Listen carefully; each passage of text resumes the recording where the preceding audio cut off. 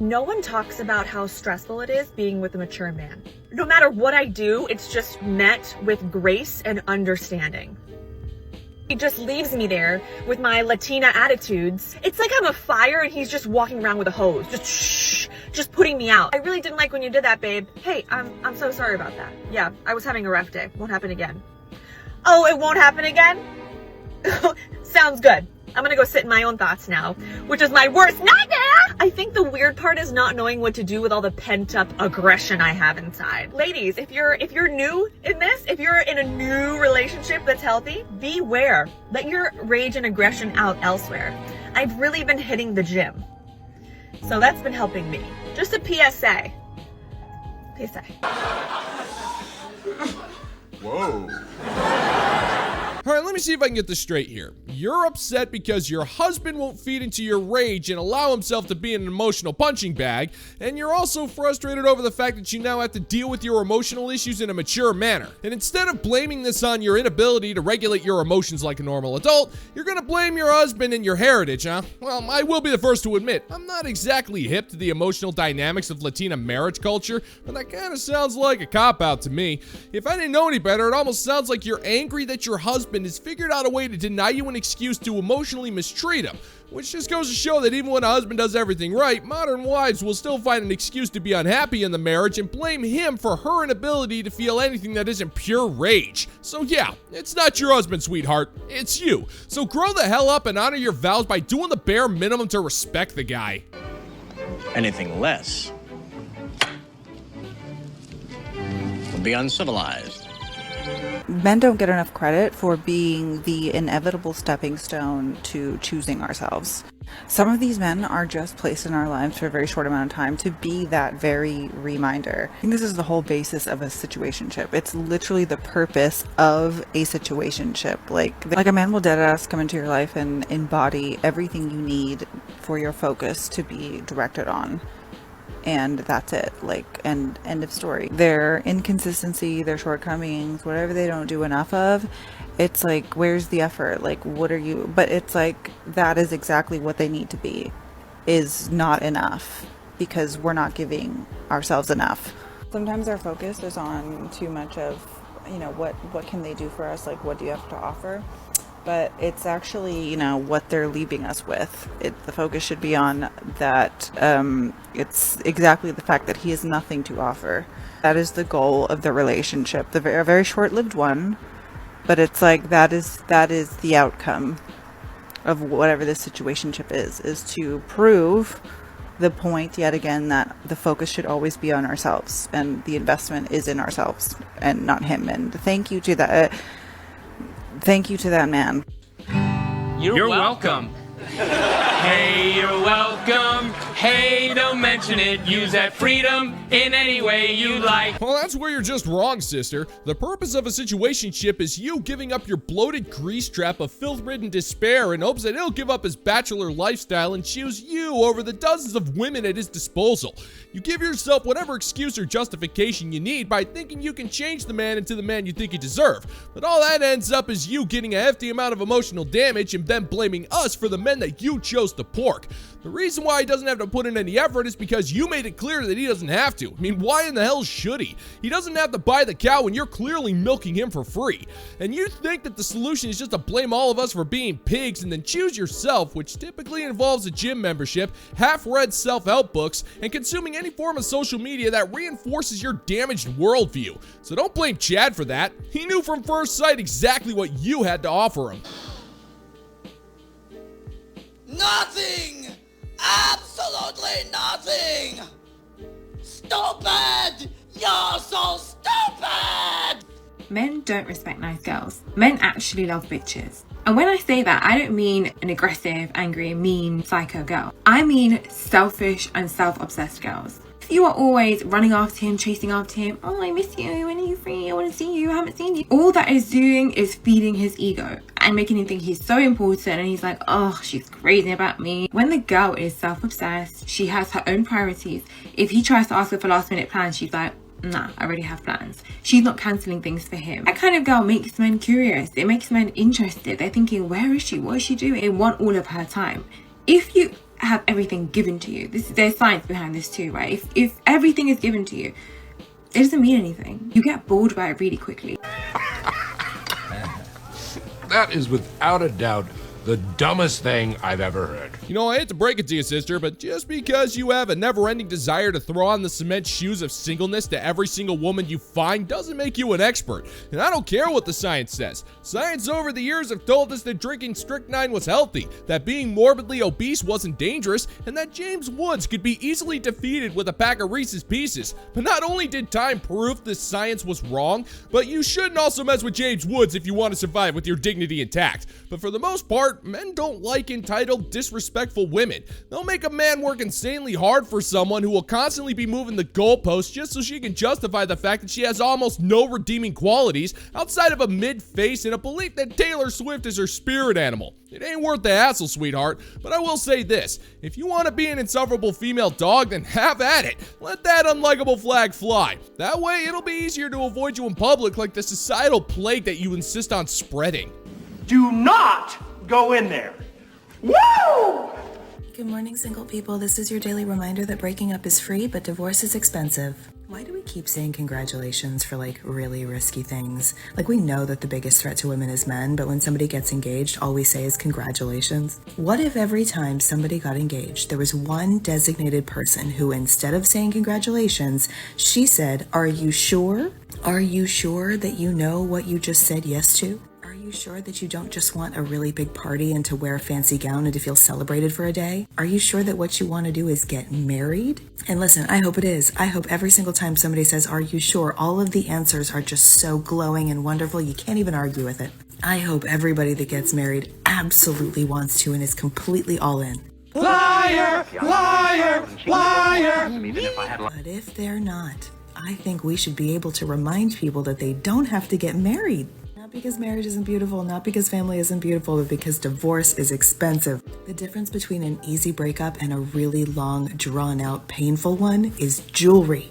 I joke about this with my friends in New Orleans sometimes. We have so many reasons to get really dressed up and go to big parties and have a fantastic time. Like, I think people need more reasons to dress up so that we would have fewer weddings. I said what I said. Happy Sunday. That's stupid. You're stupid. Stop being stupid. God, woman, we get it. You're single, bitter, and you've lost all hope in your life and your future. So the only thing you have to live for is shoving your nose in the business of people you barely know and then talk about getting married. Now, if you want to argue about the bureaucratic institution of marriage, that's one thing. I mean, there's a lot to be said about how pointless it is, but that's not what you want to do here. You want to sabotage the relationships of women just so you can smugly sit there and talk about how evil and dangerous men are.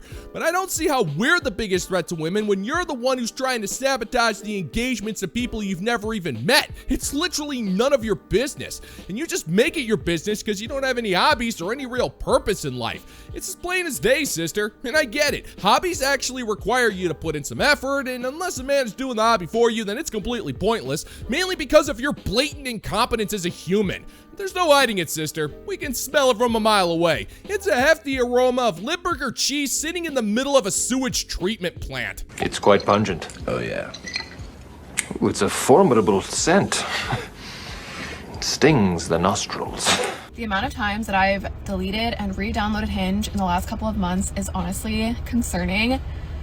I just feel like dating is such an emotional roller coaster. It's like the highs of feeling so excited about somebody, feeling enthusiastic because you met somebody that you actually like, and then the lows of that not working out and then like wondering, am I ever gonna find my person? And I really like to have a positive mindset around dating. I do not believe that all men are the same, and I don't believe in what everybody talks about how dating in this generation sucks. Like, I just don't feed into those stories. But sometimes it does feel a little bit hard. And whenever I notice that I do kind of have more of a negative attitude around dating, that is my sign to just take a break. So I'm in that break right now. Fascinating. So in other words, you're going to feed into the narrative that modern dating sucks. And you're kinda right, it does suck. Mainly because broads like you infest the dating apps with your expectations and smug demands. The proud members of the illustrious bottom 95% club are treated like invisible serfs, even though those dudes are perfectly fine for relationships. I mean, we have been for thousands of years. But you keep going after any man who's not a member of this prestigious organization, and those men, yeah, they're not gonna take you seriously. And taking a quote-unquote break from dating ain't gonna change that, honey. All that really does is waste time that you don't have while you obsess over men that you can't even get. You'll end up re-downloading the dating apps and you'll fall for the same trap because you don't know any better. And you can't go out and meet guys in the wild because you're socially inept, and those dudes on the apps are gonna take one look at you and might give you an audition to become a prospect in his harem, but that's about it, sister. And that's what you get for playing the dating game as poorly as you have. And when you consider all of the advantages that you got in your life, that's freaking saying something. I really do think it hits different the older you get though, because when I was in my early 20s, mid 20s, I did not care about a relationship. I cared about my career and having fun with my friends, traveling, doing whatever I wanted. But now I'm like in this phase where I'm like, okay, I really want to build with somebody. Like I am ready for that.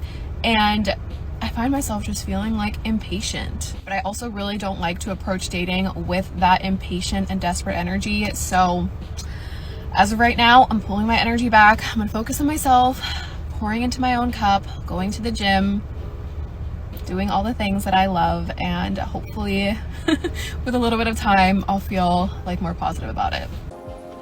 Great plan. Thank you. He likes your plan, Chief.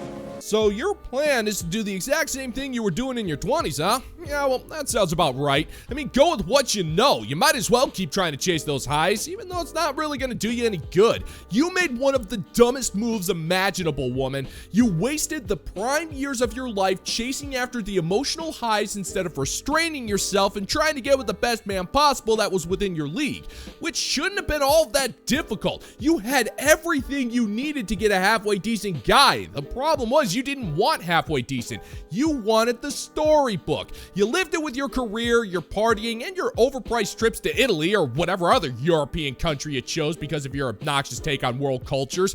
And now that your biological clock is about to give up the proverbial ghost, you just expect men to treat you the same way back when you had some value. But it don't work that way, sister. You're getting nothing and you can't stand it. And it's only a matter of time before you're 35 and either endlessly bitching about men not wanting you or about your divorce. Either way, it ain't looking good for you, darling. You blew it. Capiche? Here's some things you can do while you're dating to make people fall in love with you, or at least want to be around you all the time. The first one is be interesting. Shake up their day-to-day life. This is kind of something that is a little bit goes without saying, but also I don't think enough people do it. And it's not like you're performing, because obviously like you should also want to figure out if you actually even like the person. And I've found I go on a lot of dates where I'm like, wait, I am so funny and I like to be around myself, but like what is this person adding to my life? Like you don't want to do that. But if you do want someone to like you, like take them out of their day-to-day life. I think like 90% of our thoughts are actually a repetition of the thoughts that we had the day before. So when you can like take someone's thoughts out of that repetitive loop that they're in and make their days just like more interesting and more funny, they are going to want to be around you. They're literally going to crave your presence. A way that I like to do this is I have like little verbal bits that I do. I've actually been complimented on this recently where someone said to me like, oh, you're so like witty and smart about the things that you say. And that's like one of my favorite compliments probably that I've ever gotten, honestly. But it's true. And it's because I read a lot.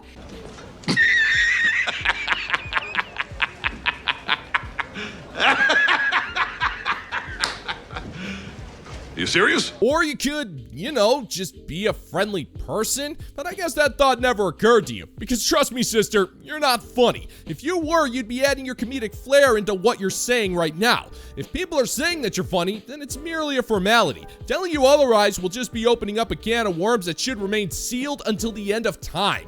But you haven't even said anything that warrants a mild chuckle. You don't need to make a man's life interesting. In fact, you probably shouldn't. Most of the time, making a man's life interesting just involves you throwing his life into pure chaos. And you do that not because you want him to fall in love with you, but because you expect this man to make your life more interesting. Because at the end of the day, you think it's a man's job to make you feel wanted, and the mere idea of you having to pull some weight and add something of value onto his life goes against everything that you stand for. But I will give you some credit, sweetheart. You do have one joke in your repertoire, even if it is unintentional. It's called your life, and it's the funniest thing ever to guys like us. I consume a lot of just like older media. But when someone says something funny, I like file it away. An example of this is like, instead of saying something's not my issue, I'll say not my circus, not my monkeys, not my pig, not my farm. Like there's all sorts of little funny sayings that you can have. You make that a verbal bit that you say, and it's going to take someone out of their day-to-day when they hear it, because they're going to be like, oh my gosh, that's so funny. I've never heard that before. That's the joke.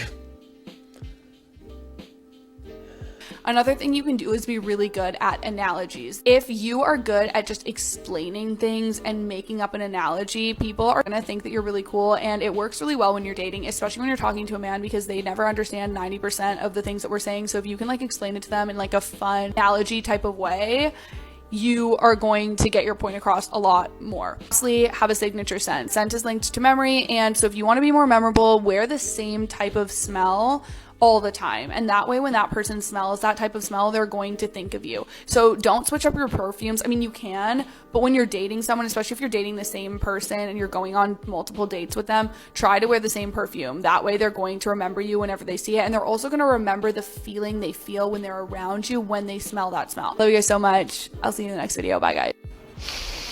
What's that, shit? It's a shit smell. Is that you? Smells like papa. Woman, you do realize that not my circus, not my monkeys is a saying that's so old that our grandparents used to say it, right? It's not really funny because it's so freaking common, and it doesn't really set you apart from anybody. If you truly wanted that, you'd say something like, well, I don't know, not my crapper, not my shit, or something like that.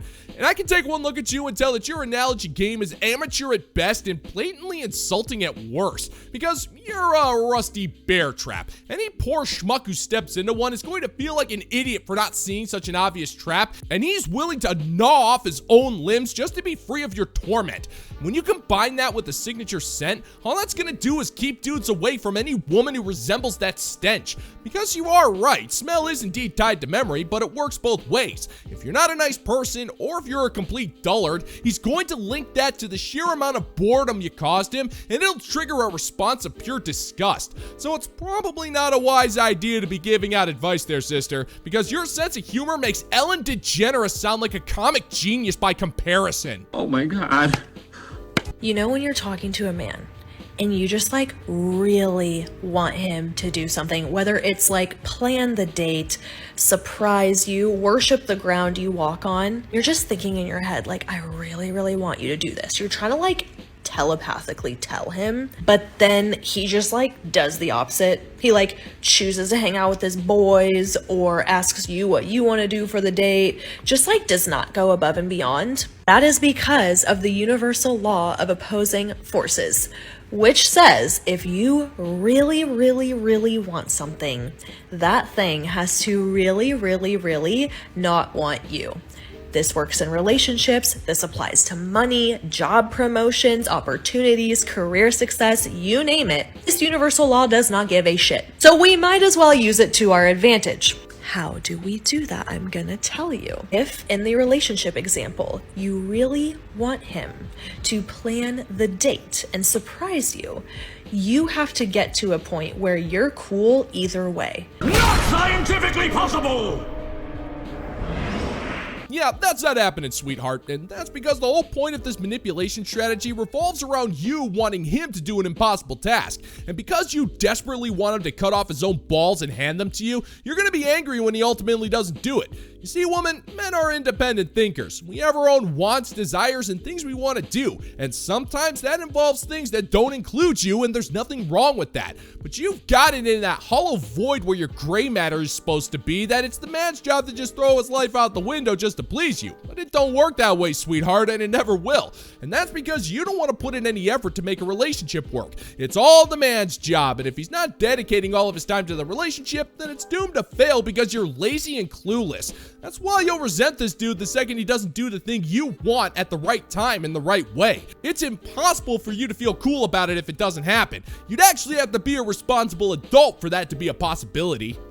This is because you're going to get emotionally neutral, you're going to get detached. And when we're neutral, there's no opposing forces, right? You're going to bring the man to neutral, and that's actually how you attract what you want faster. For example, You already know all the reasons that you want him to do this. Maybe because it'll make you feel worthy, you want the compliments, you want to feel loved and adored, whatever. You already know that stuff. Try writing down all of the reasons why you actually don't want him to plan the date and surprise you. It's gonna feel clunky at first, but the reasons are there, and that's how you actually tip your own scales to emotionally neutral, and therefore manifest him planning the date and surprising you quicker. Again, this works in all areas of life, and this is just one universal law of several that you absolutely must understand to work the game in your favor, to manifest what you want because you understand the game. Man, you are one pathetic loser. No offense. Lady, not only do you not understand the game, but you're so dumb that you think Candyland is too complicated. Even if you did find out a way to decenter yourself from men, which is literally impossible, you're just emotionally withdrawing from the relationship. You're not showing this man any interest at all, and you're not giving him any reason to put in any effort because you're making it clear that you don't care about him. You only care about you and what this man can do for you. That's why you're still single and you can't get more than a handful of first dates over the span of a year. The men you date know this. That's why they either lose interest or sleep with you a few times before getting bored with you. Men were not put on this earth to worship you. And even if we were, what would be the point? You're a false idol which promises nothing but being burned at the stake for heresy. And I don't know about you, but I've gone multiple decades without getting set on fire, and I'm rather proud of that streak. And if it's gonna happen, I will be damned before I kneel before that particular altar. Because I'm not about to involve myself with a woman who can't play a simple game of 52 pickup without finding multiple ways to screw it up.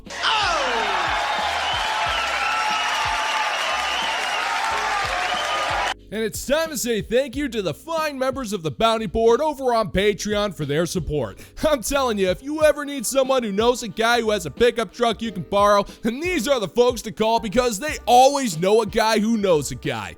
All hail! If you're interested in supporting the channel, check out the Bounty Board over on Patreon, where $5 a month gets you access to exclusive content you're not going to find on YouTube. Links in the pinned comment down below if you want to check it out. And that's going to do it for today's video, gentlemen and gents. And as always, if you find that my particular brand of comedy is bringing you to the brink of laughter, then why don't you scroll on down and click that like and subscribe button. Ring the notification bell, leave a couple of comments, and be sure to share this video so we can give the good old-fashioned middle finger to the YouTube algorithm. Thank you once again for checking out the new video, gentlemen and gents, and until next time, peace out, homies.